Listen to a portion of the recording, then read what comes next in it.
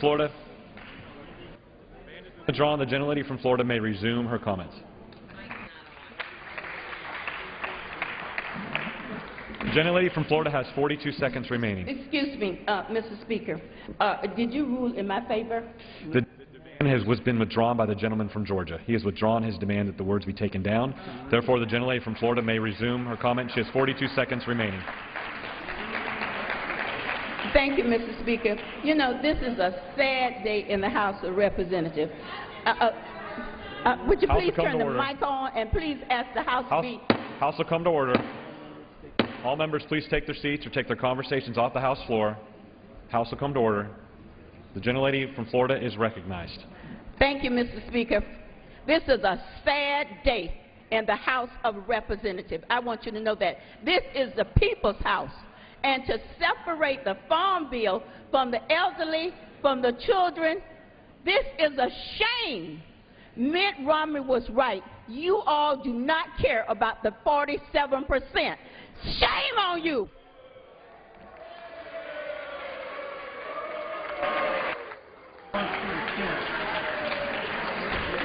The gentlelady yields back. Members are reminded to address their remarks to the chair, not to directly to members on the floor. The gentleman from Minnesota is recognized. Speaker, I'm now pleased to yield the gentleman from California, Mr. Takano, 1 minute. From California is recognized for 1 minute. House will be in order. The gentleman from California is recognized for 1 minute. Mr. Speaker, I wish to congratulate my Republican colleagues. They really caught us off guard on this one. They have gone above and beyond the hijinks that they pulled to get this bill, farm bill, to the floor. And while they were at it, they willfully ignored the nearly 48 million Americans who rely on SNAP and over 500 agriculture groups who say that this is bad policy.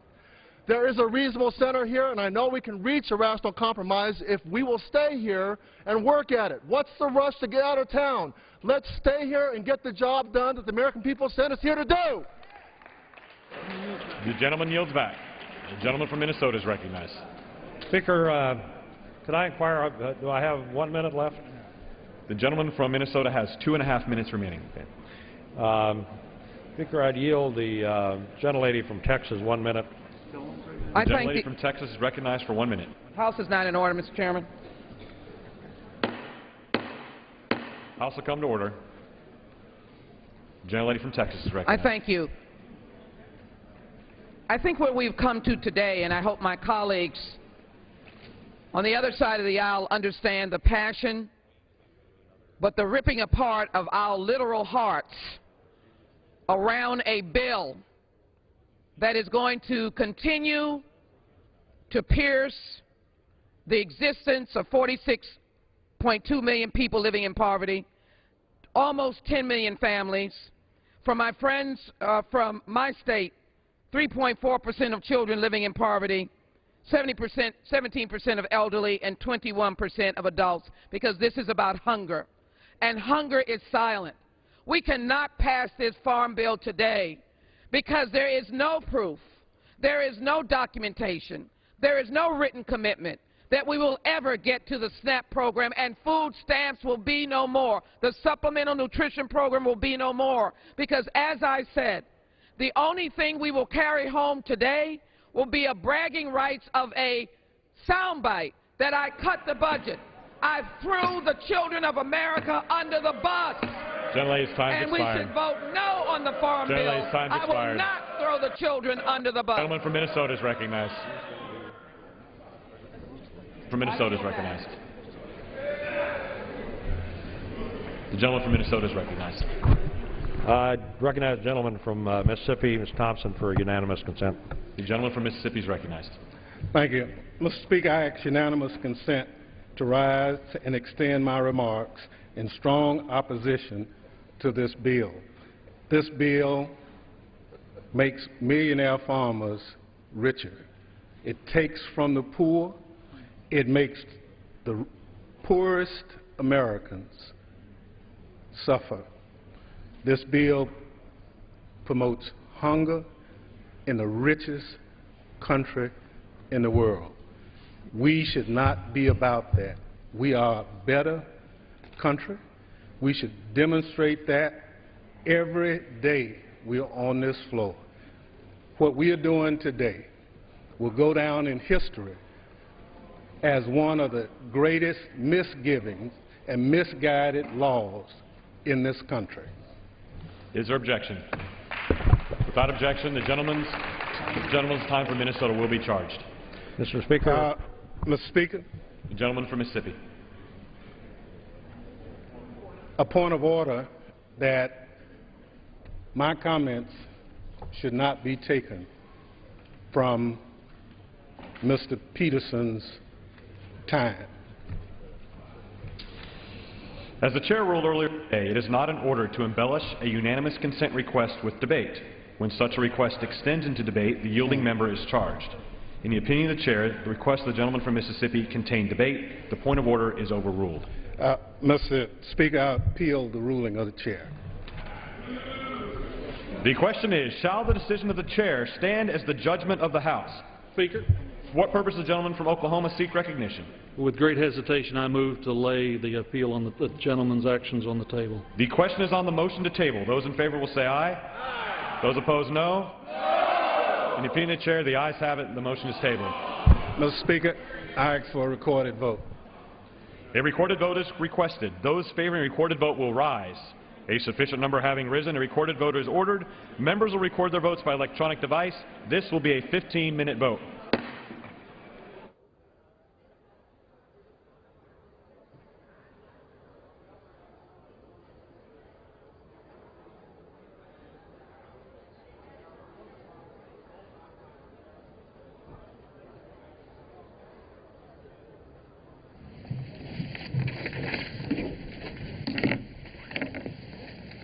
Good morning, ladies and gentlemen, and thanks for being here this morning. I'm pleased to introduce Admiral Samuel Locklear, the Pacific Commander. This is Admiral Locklear's third time here in the briefing room, and he will make some brief opening remarks and then open the floor to questions. Just to remind him, because he's not here all the time, please help him out by mentioning your name and who you're with. We're going to spend 30 minutes in here, and sir, the floor is yours. Well, good morning, and thank you for taking a few minutes to spend with me.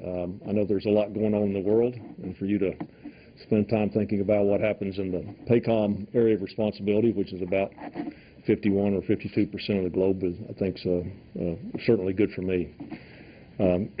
Since our last time together, lots happened in the Pacific area. As you know, we had a significant provocation by North Korea. That provocation we've got a lot of attention, got a lot of world attention, and has since calmed down, but is yet to be seen what the next steps will be by North Korea. We've had multiple engagements with all of our allies and our key partners in the region.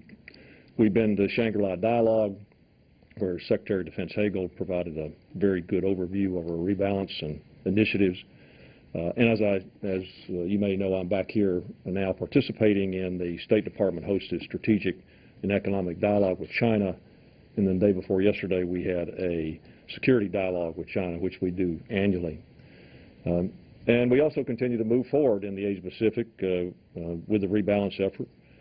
The men and women of the PACOM AOR are continuing to support and defend the U.S. interest throughout this area and doing a great job. You could be proud of them. And I ask you all, if you have a chance to stop by the Pacific AOR, to stop in Hawaii, we're always glad to receive you and to let you see what's going on there. So with all that said, let me turn to your questions. So I'll call folks, and Bob? Admiral Bob Burns with AP. I wanted to get your take on the issues that have been raised recently with the Joint POWMA Accounting Command, which is a direct reporting unit to you. The Paul Cole report described dysfunction within elements of JFAC. I'm wondering whether you would agree with that characterization, and what, if anything, do you think needs to be fixed with that command? Well, first let me say that that command has a very important mission that has, I think, a sacred duty to do all we can to return the remains of our fallen to their loved ones. And but it's also a unique kind of mission for the U.S. Military, and it has a set number of experts that deal with this that are limited in number, And it is a global mission. It's not just in PACOM. They do it wherever remains may be found. We have had a number of internal looks at this organization over time, and in particularly after the Congress NDA 2010 required them to up the number of remains that were being recovered. And so we've had ongoing looks at how that organization needs to be structured and how it can be most efficient. So to characterize it as dysfunctional, I don't necessarily agree with that. But I do think that there are areas where we need to take harder looks at how it is organized and how it's and how the mission sets are prioritized. So I'm very supportive of the announcement by Undersecretary of Defense for Policy, Dr. Jim Miller, whose office provides direct oversight and control of the mission set through, as well as DPMO. And I'm very supportive of that going ahead with a deeper review.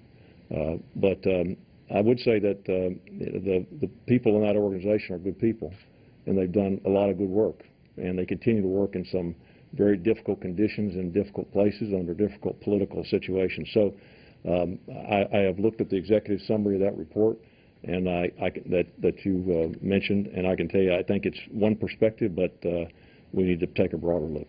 What do you think is, what if anything needs to be fixed? You said, you suggested that there are some issues that need to be looked at closer. Yeah, I think that we need to make sure that the organization is given its unique mission set, is most efficient and effective as possible. And there's always room for improvement in any organization. So the fact that we've had this report and others highlighted to the commanders there of things that need to be looked at, we need to go into to do the best we can to ensure that they have the organizational construct, the right oversight, the right direction to be able to accomplish what the American people expect them to do. Barb? I wanted to ask you a lot about North Korea, but if I could just briefly follow up on this first. I'm still confused. I mean, I understand what you're saying, but can you give us any specifics? In other words, you know, the Vietnam remains are always a huge issue. Is that not being done properly? The war in Korea, what is it specifically that is not being done as you believe it should be? And then I really want to ask you about North Korea. Yeah, well, it's a great question. The real issue for me is whether or not, with the capacity and the funding that you have and the people that are able to do this mission set, have we first prioritized where and how they pursue that mission so that we can get them on an up-ramp as far as the number of remains that get recovered. The goal was by 2015, as you know from the NDA 2010, was to go to 200 recoveries a year, and we're not approaching that. Now, some of that is not JPAC's fault. Some of it has to do with oftentimes the political will of the nations that we're operating in to be able to provide the right access and the right support. So it's a very complex issue globally to try to get at it. But to say that the organization is dysfunctional, I don't agree with that. I just think that we need to work harder to make sure that the goal that they've been given, that they can achieve it. Vietnam remains the top priority? All remains our top priority. Okay, if I could just ask you about North Korea. As you look back on the recent provocation, what conclusions have you come to about what you believe Kim Jong-un and the regime was trying to do, trying to say, trying to achieve? What were they up to? And many people say that they see signs now of entering potentially another provocation period in August as you come up on another military parade, more equipment showing up in Pyongyang for that. What do you see going on? Yeah.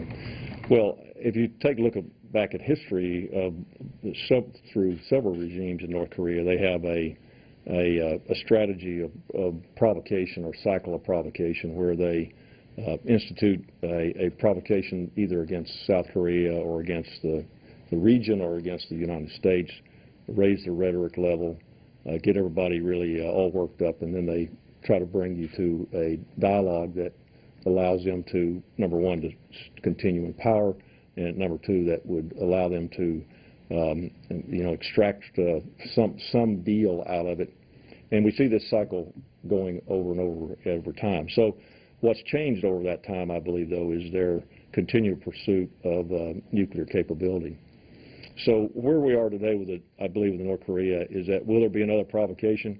I don't have a crystal ball on that. History would say that there would likely be one.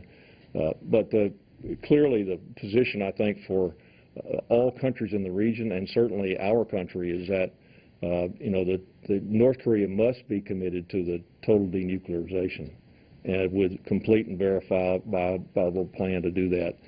And that's kind of the bottom line entry of how you would get into a broader set of negotiations with North Korea at this time. What do you think the status of the Musadan missile is? Well, the status meaning where it's at or what's the capability? Is it real? Is it in test phase? Can they launch it? Can they credibly launch it? What is it? Or is it just cardboard and paint? Well, they have a number of missile types from short-range ballistic missiles to medium range, which the Musadan would be a medium range, to ones that they have purported, which would be a KNOH, which would be a larger range road mobile ICBM. And so at various stages of those capabilities, they have demonstrated, either shown us something that looks like it might be real. We have not seen, in the case of the Musadan or the case of the larger ICBM, have not seen a credible demonstration of that, even though when you extrapolate what they referred to as a satellite launch a few months ago, as we went through this discussion back then, that particular demonstration and the fact that they were able to successfully do that was a demonstration to us that they have the ability to put something into a larger ballistic orbit. Now, whether they can successfully take that technology and mate it with where they are in their nuclear program has not been demonstrated. Sure. Thank you. Ravi Shah from Press Trust of India. Last month, you were in India traveling with Secretary Kerry for the strategic dialogue. You also met several of the military leaders over there. Can you give us a sense, what are the kind of challenges you face in building and strengthening the military-to-military relationship between India and the U.S.? Yeah. That's a great question. First, I think we're on a good upward trajectory with our military-to-military relationships at the service levels, in particular with the Indian military. We continue to increase in both size and complexity the type of exercises that we do together. As you know, we've also had an initiative to try to determine how we could do more defense trade with each other and how to remove barriers on both sides, bureaucratic barriers that prevent us from being able to do cooperative military procurement projects together. Secretary Ash Carter has been involved directly with their National Security Advisor, Minna, to try to ensure that we can come up with a better understanding of how we can get past that. So I would say that we are in a positive trajectory on our bill-to-mill on both sides. No challenges between the two? Always challenges. Always challenges. It's just, we're two large democracies, and that are in different parts of the world that have a very valuable view from each perspective of how the world looks. And so this is the fact that we have those different views, I think, makes it even more important for us to have good mill-to-mill relationships. So they are positive. Thank you. One more on this side, then we'll go to the other. Thank you. Olga Balaglova, inside the Navy. You spoke to the Senate Armed Services Committee several months ago talking about the potential coming impacts of sequestration, about readiness, assets in the Pacific, and canceled exercises. Can you paint a picture of what things are like now, several months after that? Yes. Well, I think Secretary Hagel's letter that's being reported in the paper this morning to Senator Levin is an accurate description, I think, of what's happening to the joint force at large. And he did reach out, as always, reached out to all the COCOMs to get our perspectives on what's happening to readiness. And as his letter clearly lays out, it is about the money, but it's also about the way that the money is being managed. It's about our inability, because of the way sequestration has been implemented, and in particular if sequestration is compounded by a continuing resolution, which is the norm in budget cycles these days rather than to have a long-term continuing resolution. It exacerbates the problem. So what it does, it limits the ability for us to manage the money and forces the services to have to take that money, which in the case of fiscal year 14, if unaddressed by the Congress, will be about $52 billion in execution across the defense budget. And because we are restricted in where we can take that money from, it comes out of operations and maintenance. So what happens is that the services are then required to not overhaul ships, not fix airplanes, not do training at home, and to be able to ensure that they push as much resources to the places of the world where it has to be maintained, which will be in Afghanistan or be on the Korean Peninsula. So we're basically hollowing out the force through sequestration. I came to the Navy 41 years ago, and I came into a hollow Navy at that time, a hollow military. And it doesn't take but a year or two to go from a high-performing military. You can make it smaller if you want, but you've got to allow us to do that, manage that efficiently, and the sequestration is not allowing that to happen. Speak specifically to the Pacific and assets or canceled exercises.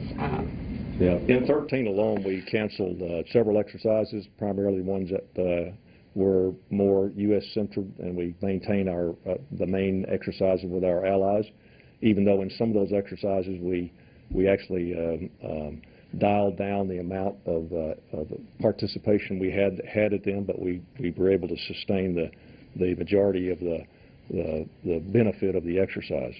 But it's not just about exercises. So for today, if you ask the Chief of the Air Force, he'll tell you that about 1/3 of his airplanes and air crews back in the United States are not flying.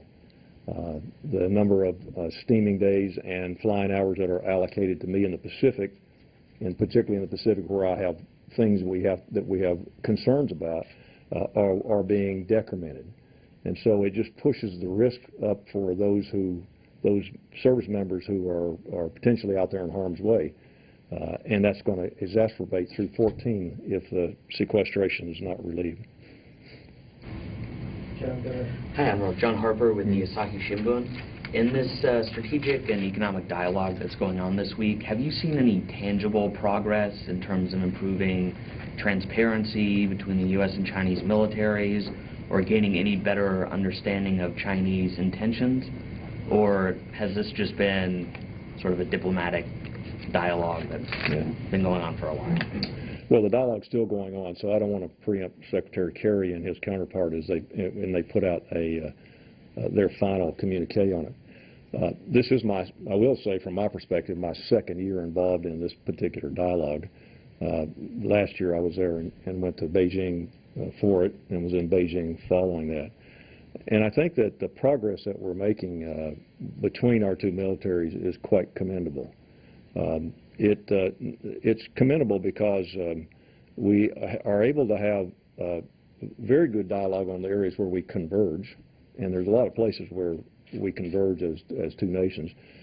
And we're also able to directly address in matter-of-fact ways where we diverge. And those divergences are where you will find friction points, and friction points are where militaries that understand each other can maybe not solve the friction, but they can manage it so that diplomacy can continue to work. And both militaries, both the PLA and the U.S. military, in fact, PACOM, it's my forces that will interact with them most of the time, understand this and committed to it. So I think that alone is significant progress. Now, at the kind of the lesser known level, we just finished operating side by side in a large humanitarian disaster relief exercise in Brunei. It was sponsored by the ADMM Plus. But in that exercise, U.S. and PLA ships and forces were working side by side. That's substantial. We just had the USS Shiloh that completed a very productive port visit in China, and we will open port visits for Chinese ships as well in the future. And as you know, the Chinese have agreed, based on a recommendation I made to Secretary of the Defense, to include them in the Rim of the Pacific exercise in 2014. They have accepted that request, and that's a big step for the Chinese military, Chinese Navy. I mean, they'll be entering a multinational 3-week-long exercise that's basically run by the U.S. from the 3rd Fleet headquarters. It'll be done in the Hawaiian operating area, so they'll be operating a long way from home. But they're excited about it. They're excited about it coming and participating, and we wish them all the success. And just a quick follow-up. In terms of the Chinese port visits, has any date been set for that, and is this a new proposal that came out of these talks this week?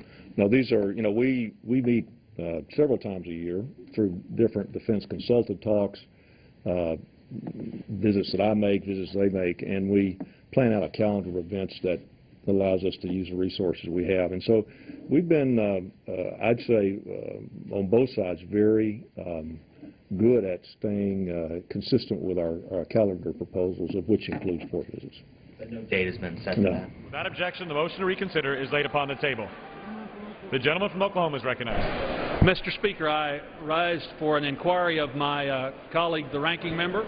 Does the gentleman need some sufficient time to close? Mr.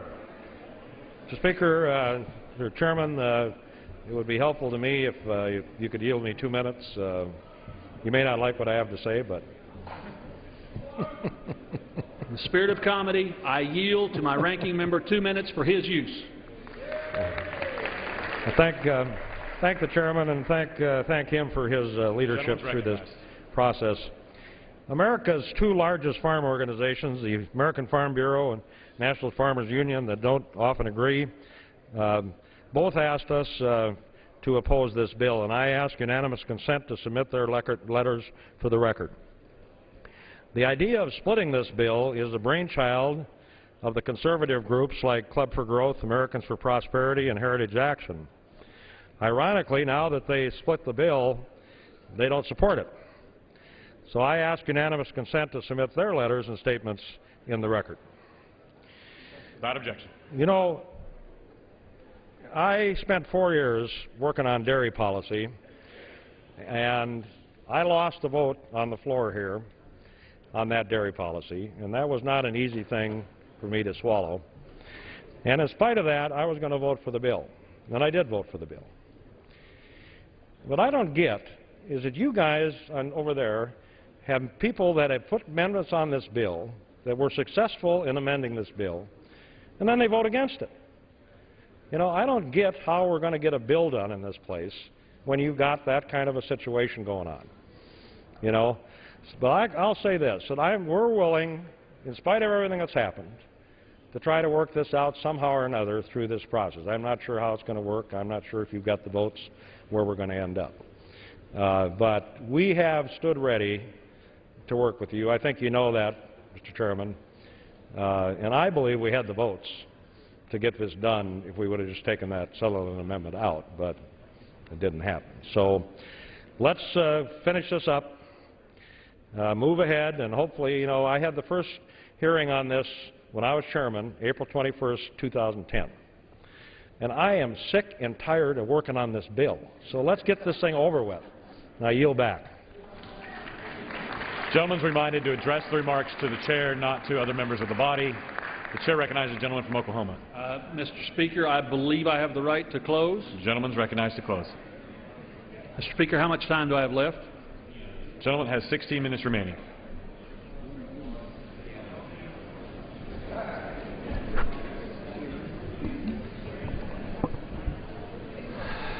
Mr. Speaker, colleagues, I stand before you again to discuss a farm bill. It's not been that many days ago since we did this very thing. And on that particular day, it was my hope that the bill put forth on the floor, after 100 amendments approximately in committee, after 100 amendments essentially being filed and mostly considered on the floor of the House, that we would have a product we could all support. But on that day, a sufficient number of my friends from both sides of the aisle, from different political perspectives, united together to say no. To say no. Now, I chair the Committee of Primary Jurisdiction in this. I'm a member of the majority. My good friend was my co-author on the bill, but I take responsibility. You know, that was my chin that got bopped, and maybe it needed it. But I take that responsibility. But I am a practical guy. And I sat down and I had conversations with as many of you as possible and reached out to everyone I could possibly reach out to. And I came to the realization that I had to think outside the box. Because after all, what's the most important responsibility here? To get our work done in a dignified, orderly fashion, to consider the opinions of everyone, yes, protect the right of the political minority, whoever that may be, in whichever session of Congress that may be, but still for the majority of the body to decide the actions of this House. And yes, on that day, the majority of you decided no action was the response. So now I come back asking you again to consider a bill. 11 of the 12 titles we debated and discussed and grumbled and argued and cheered about 2 weeks ago. 11 of those titles. Yes, some of you saw it in committee. Yes, the rest of you saw it on the floor. Now there is one change, and that is going from 1938, 1949 permanent law to making whatever the ultimate product of this Farm Bill process this year is, the permanent law. Now let me say to you, think about what the 38 and 49 law is all about. Franklin Roosevelt was president in 1938. Harry Truman was president in 1949.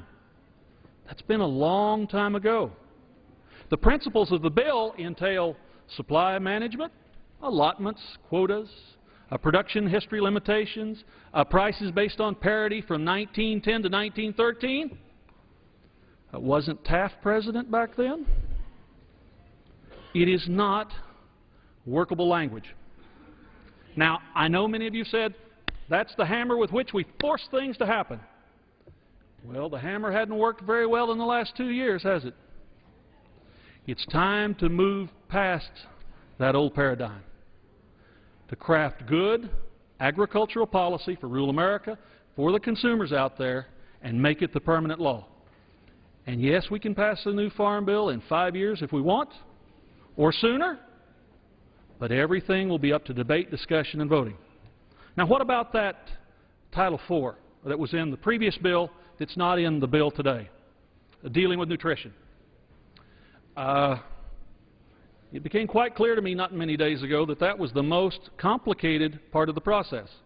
It was an area where, while the committee had, by majority vote, agreed to make very fundamental changes, saving to the tune of $20.5 billion in mandatory spending, it became quite clear to me that a number of my friends, in all sincerity, felt it was far too draconian, far too extreme.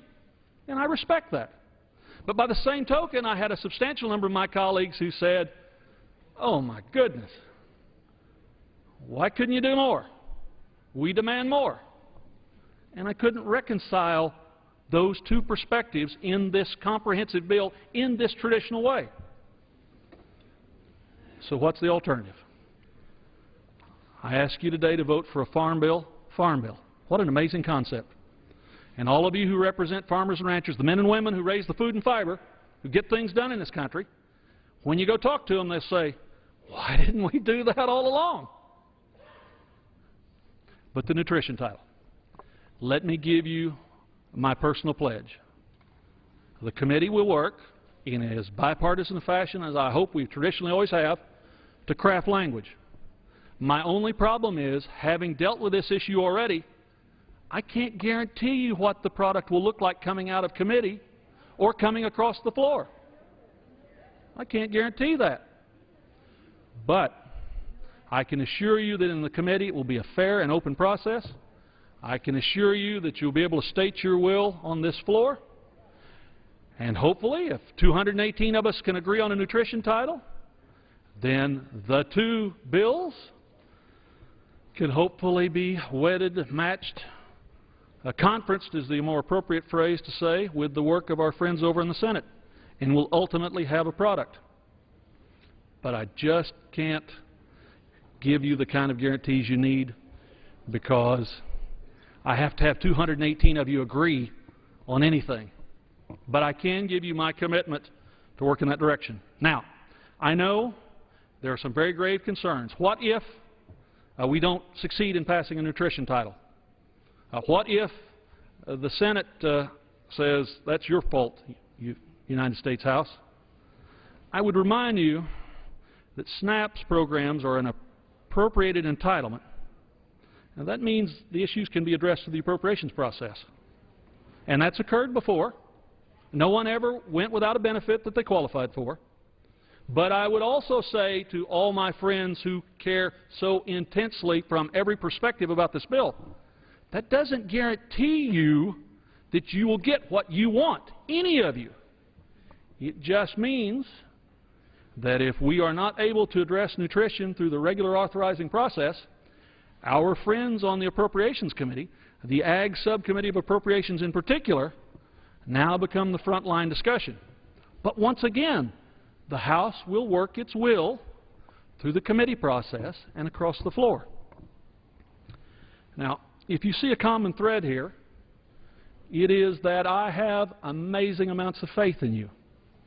In spite of the challenges that outside groups from all political perspectives present, in spite of the diversity of opinion within elected leadership on both sides of the aisle, I know you're fond of me because of the way you've been treating me, all of you, lately. But in spite of those actions, my friends, and because you have a responsibility to your constituents as members and to our fellow citizens in the country as a whole, I respect what you think. So I would simply conclude by saying, and yielding back time, in the situation we're in right now, this, I believe, very sincerely, is the most appropriate way to pass a bill that entails 20% of traditional Farm Bill spending. I commit to you that we will work on that second piece as hard and as diligently as we can. But please, after all the good faith and discussions, in the spirit of comedy, civility, in the nature of making this place work, I ask you, pass the Farm Bill so I can begin to work on the nutrition part of the Farm Bill next. With that, Mr. Speaker, how much time do I have remaining? 8 minutes remaining. I love all of you. I yield back whatever time I have to show it. All time for debate has expired. Pursuant to House Resolution 295, the previous question is ordered on the bill. The question is on engrossment and third reading of the bill. Those in favor say aye. Those opposed, no. The ayes have it. Third reading. A bill to provide for the reform and continuation of agricultural and other programs of the Department of Agriculture through fiscal year 2018 and for other purposes. The question is on passage of the bill. Speaker. For what purpose does the gentlewoman from Connecticut seek recognition? I have a motion to recommit at the desk. Is the gentlewoman opposed to the bill? Yes, I am. If the gentlewoman qualifies, the clerk will report the motion. Ms. Esty of Connecticut moves to recommit the bill, H.R. 2642. I ask unanimous consent to dispense with the reading. Is there objection to dispensing with the reading? Without objection. The gentlewoman from Connecticut is recognized for 5 minutes. Thank you, Mr. Speaker. This is the final amendment to the bill, which will not kill the bill or send it back to committee. If adopted, it will simply and immediately be amended. The Farm Bill traditionally has been a risk management tool for our country. It has reduced risk from price and weather disruptions or disasters for producers like dairy farmers in my district. It has reduced risk for all consumers through ensuring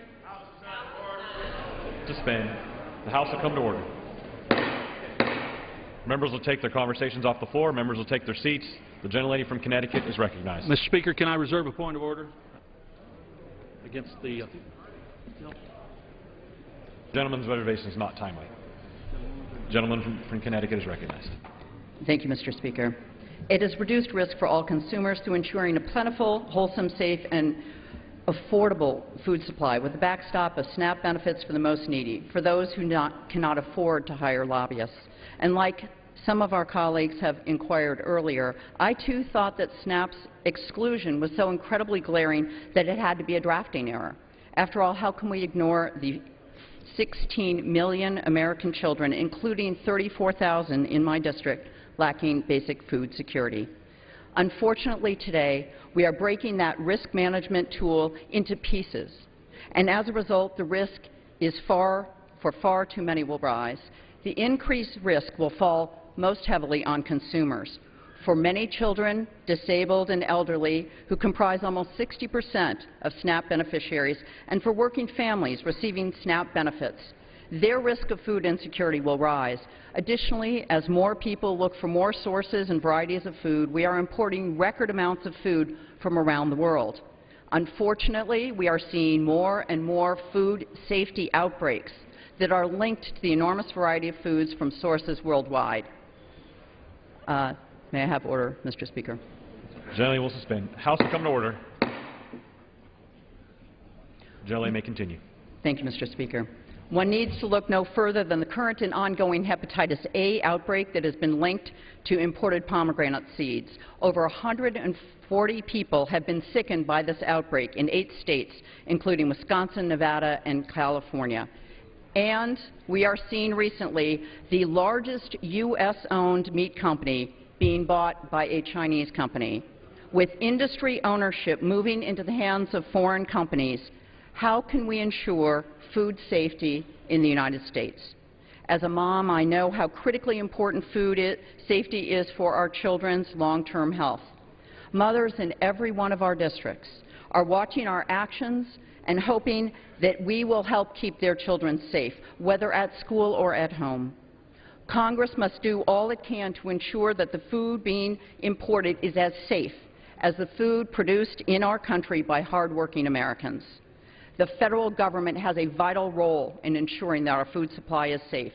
The USDA's Food Safety and Inspection Service recently announced that it has reduced the number of on-site audits that it conducts in foreign countries to ensure that their food safety systems meet our standards.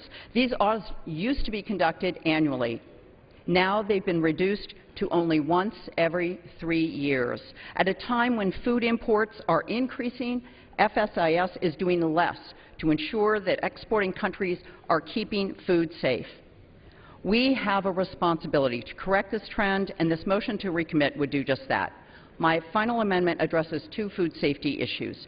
First, it directs the Secretary of Agriculture to conduct annual on-site inspections of the food safety systems of countries that export meat, poultry, and egg products to the United States. Second, it authorizes the Secretary of Agriculture to move funds from other programs within USDA to the Food Safety and Inspection Service in order to better respond to food safety emergencies.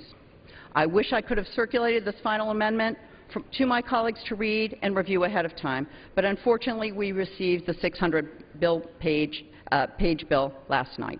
I urge my colleagues to support increased food safety and support the final amendment to the Farm Bill. I reserve the balance of my time. I yield back. Gentlelady yields back the balance of her time. What purpose does the gentleman from Oklahoma seek recognition? Mr. Speaker, I object to the motion. The gentleman rise in opposition to the motion. I rise in opposition, sir. The gentleman's recognized for 5 minutes. Thank you, Mr. Speaker. What can I say, my friends? We've covered a lot of ground. We've discussed a lot of things. We've pumped a lot of adrenaline. We focused on a lot of issues. I would simply say to you, the day is towards a conclusion, and because I'm so very fond of all of you, I simply ask you, reject this motion to recommit, pass the bill, go home to your families. I yield back. The gentleman yields back. Without objection, the previous question is ordered on the motion to recommit. The question is on the motion. All those in favor say aye. Aye. Those opposed, no. No. The noes have it. The motion is not agreed to. I seek a recorded vote. A recorded vote is requested. Those favoring a recorded vote will rise. A sufficient number having risen, a recorded vote is ordered. Members will record their votes by electronic device. Pursuant to Clause 8 and Clause 9 of Rule 20, this 5-minute vote 15-minute vote on the motion to recommit will be followed by 5-minute votes on passage of the bill if ordered and approval of the journal if ordered. This is a 15-minute vote.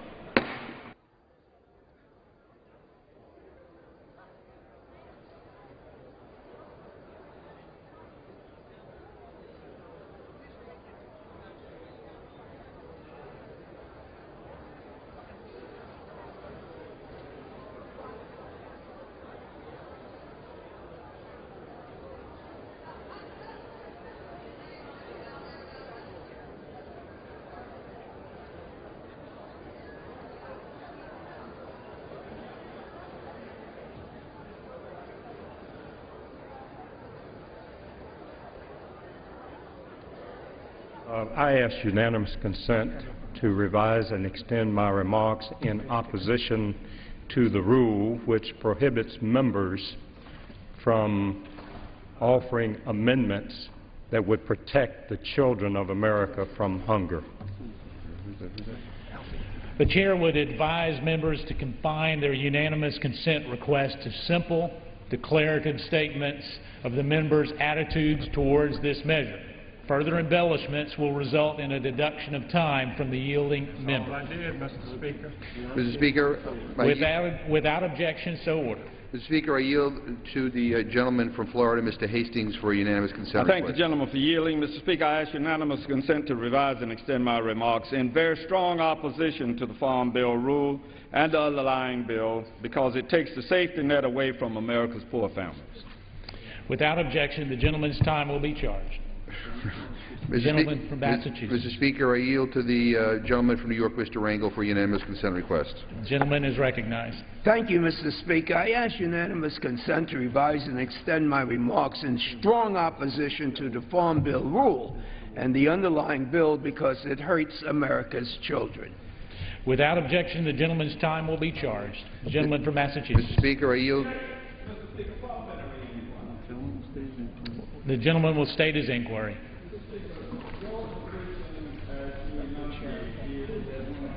Says why they are opposed, that is beyond the boundaries of the clarity that you say that one must offer when he or she is in opposition to the rule?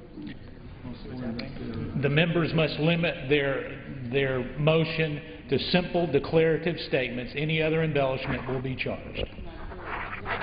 Speaker, parliamentary inquiry. The gentleman will state his inquiry. Speaker, the Speaker has enunciated the rule, a simple declaratory statement.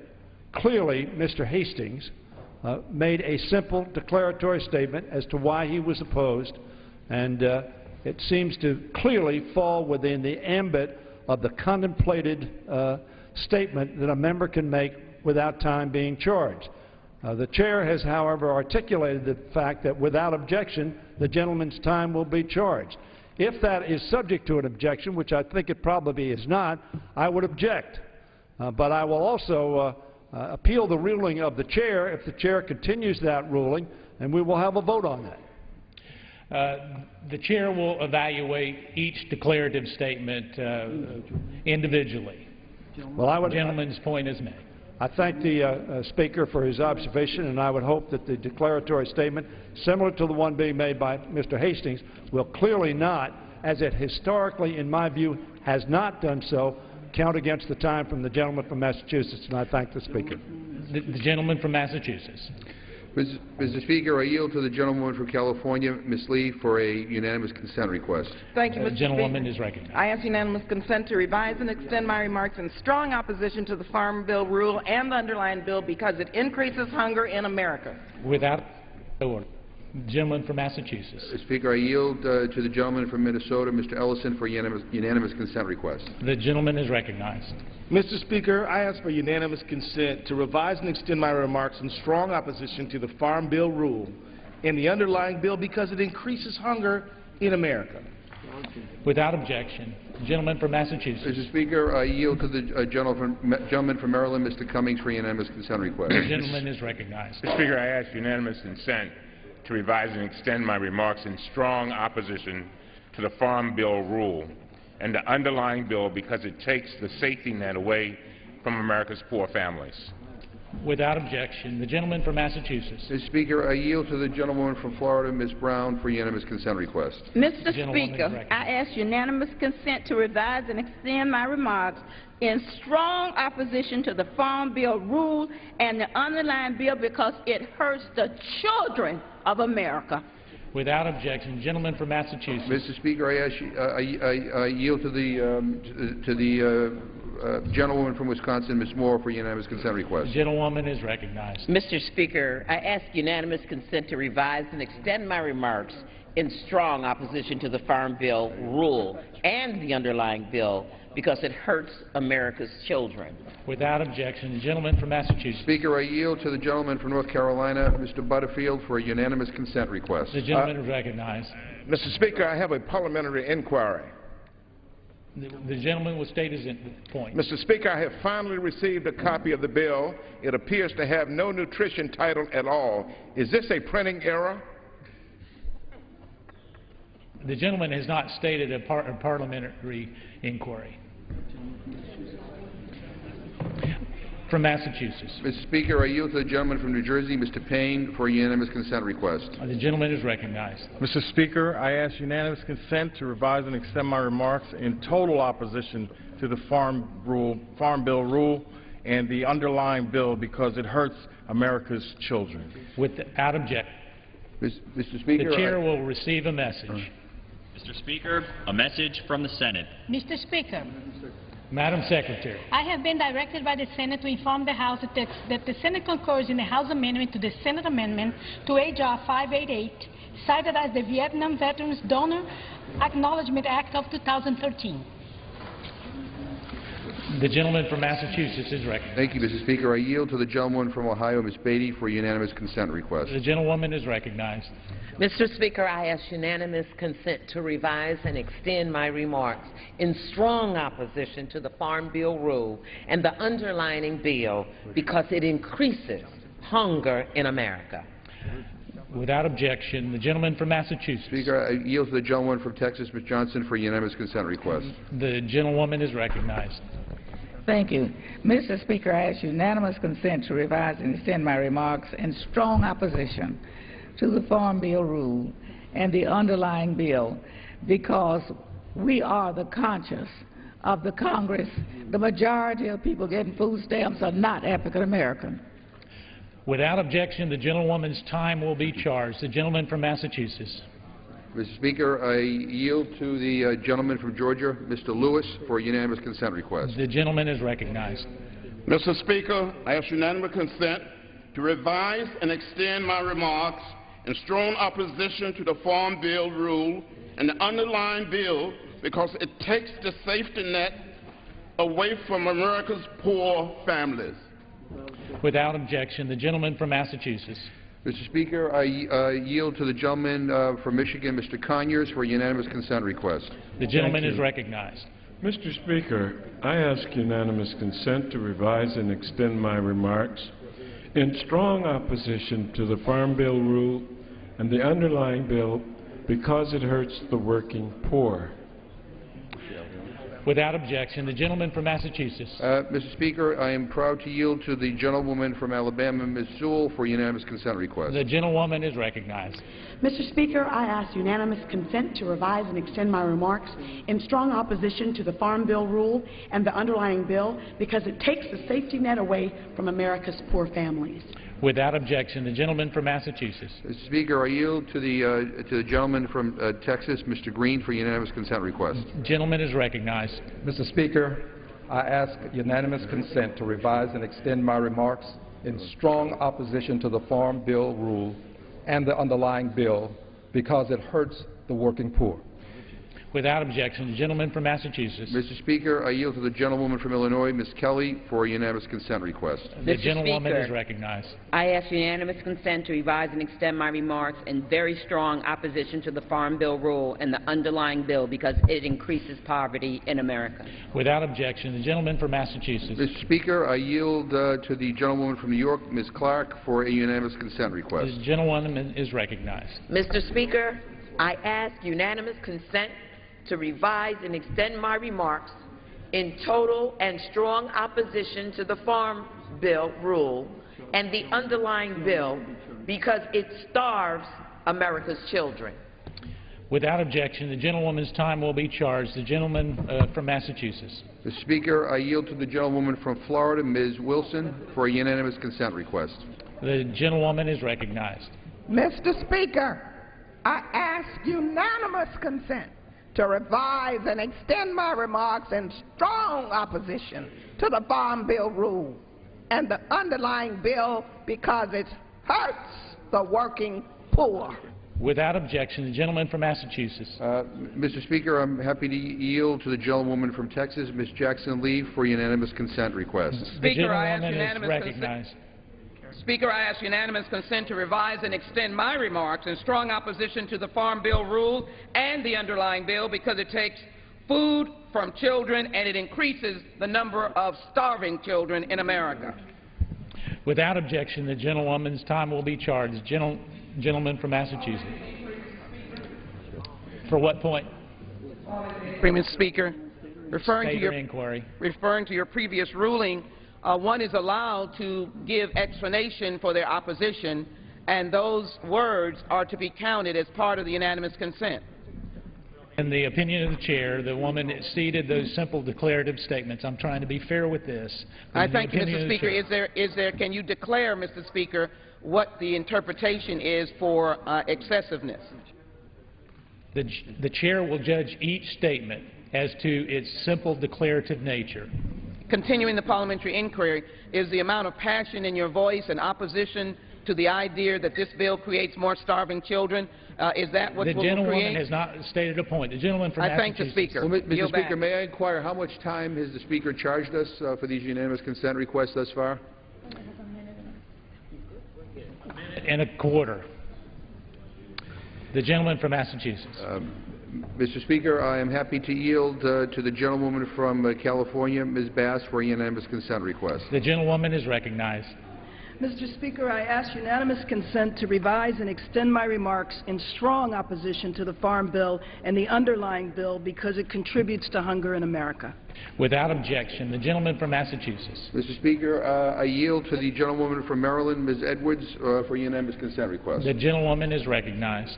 Mr. Speaker, I ask unanimous consent to revise and extend my remarks in strong opposition to the Farm Bill and the underlying and the rule because it increases hunger in America. Mr. Speaker, I have a parliamentary inquiry. The gentlewoman will state her inquiry. Mr. Speaker, is it in order to amend the underlying bill and the rule that currently provides for billions in subsidies to corporate farms while children and families go hungry, school lunch programs are decimated, and Meals on Wheels are taken from the disabled and senior citizens? The manager of the rule would have to yield for any amendment. The gentleman from Massachusetts. Mr. Speaker, I'm proud to yield to the gentleman from Georgia, Mr. Scott, for a unanimous consent request. The gentleman is recognized. Mr. Speaker, I ask unanimous consent to revise and extend my remarks in strong opposition to the Farm Bill rule and the underlying bill because it takes food and nutrition from working families. And Mr. Speaker, parliamentary inquiry, please. Gentleman will state his Mr. Speaker, will not this day go down in history as one of the most shameful days in American history? Gentleman from Massachusetts. Mr. Speaker, I would like to yield to the gentleman from Illinois, Mr. Rush, for a unanimous consent request. The gentleman is recognized. Mr. Speaker, I ask unanimous consent to revise and extend my remarks in strong opposition to the Farm Bill, to the rule, and to the underlying bill because it takes the safety net away from America's poor children. Without objection, the gentleman from Massachusetts. Mr. Speaker, I'm happy to yield to the gentleman from Texas, Mr. Vesey, for a unanimous consent request. The gentleman is recognized. Mr. Speaker, I ask unanimous consent to revise and extend my remarks in strong opposition to the Farm Bill rule and the underlying bill because it hurts the working poor. Without objection, the gentleman from Massachusetts. Mr. Speaker, I yield to the gentleman from Georgia, Mr. Bishop, for a unanimous consent request. The gentleman is recognized. Mr. Speaker, I ask unanimous consent to revise and extend my remarks in strong opposition to the Farm Bill rule and the underlying bill because it hurts the working poor and violates the long-standing partnership between agricultural producers and our nation's nutrition programs. Without objection, the gentleman's time will be charged. The gentleman will state his inquiry. Isn't it true, Mr. Speaker, that this rule takes and bifurcates the bill that came out of the authorizing committee and separates it into two separate bills in a way that ultimately hurts the working poor of this country? Interpret the underlying bill. The chair will not interpret the underlying bill. The gentleman from Massachusetts. Mr. Speaker, I'm proud to yield to the gentlelady from California, Ms. Waters, for a unanimous consent request. The gentlewoman is recognized. Mr. Speaker, I ask unanimous consent to revise and extend my remarks in strong opposition to the Farm Bill rule and the underlying bill because it takes the safety net away from America's poor families and takes food out of the mouth of children. Without objection, the gentlewoman's time will be charged. The gentleman from Massachusetts. Mr. Speaker, I yield to the gentleman from South Carolina for a unanimous consent request. The gentleman is recognized. Thank you, Mr. Speaker. I ask unanimous consent to revise and extend my remarks in strong opposition to the Farm Bill, the rule, and the underlying bill because it significantly increases poverty in America. Without objection, the gentleman from Massachusetts. Mr. Speaker, I will yield to the gentleman from Georgia, Mr. Johnson, for a unanimous consent request. The gentleman is recognized. Thank you, Mr. Speaker. The House is not in order. The House will come to order. The gentleman is recognized. Thank you, Mr. Speaker. Mr. Speaker, I'd ask unanimous consent to revise and extend my remarks in strong opposition to the Farm Bill rule and the underlying bill because it increases poverty in America. Without objection, the gentleman from Massachusetts. Mr. Speaker, I'm happy to yield to the gentleman from Texas, Mr. Hinojosa, for a unanimous consent request. The gentleman is recognized. Mr. Speaker, as chair of the CHC, I ask unanimous consent to revise and extend my remarks in very strong opposition to the Farm Bill rule and the underlying bill because it hurts America's poor children and senior citizens. Without objection, the gentleman's time will be charged. The gentleman from Massachusetts. For what purposes, Parliamentary inquiry. I've been listening, as I'm sure you've observed, to the judgments. Now, what the gentleman just did, Mr. Hinojosa, was one sentence, but it had an and he gave a second reason they was opposed. The first reason, because it increased poverty, and the second, undermined children. That was the same sentence. It seems there was little substantive difference between the statement that preceded it, for which you did not charge time, and for the statement from the gentleman from the Hispanic caucus. And I would like to understand the parliamentary difference that the Speaker perceived in those two statements. In the opinion of the chair, the gentleman engaged in embellishment. He stated two reasons he was opposed. Is the chair's ruling that only one reason will be allowed to be articulated by a member for opposition to this bill? The gentleman also prefaced his remarks. He did do that. The gentleman from Massachusetts. And explain to the American public, who presumably is watching this, Mr. Speaker, as to the framework from which he was speaking, representing a large group of Americans, Hispanic Americans, who have a large number of representatives in this body. Can he not explain that he is the person from Maryland, for instance, or the person from some other state? In the opinion of the chair, the gentleman engaged in embellishment. The gentleman from Massachusetts. Mr. Speaker.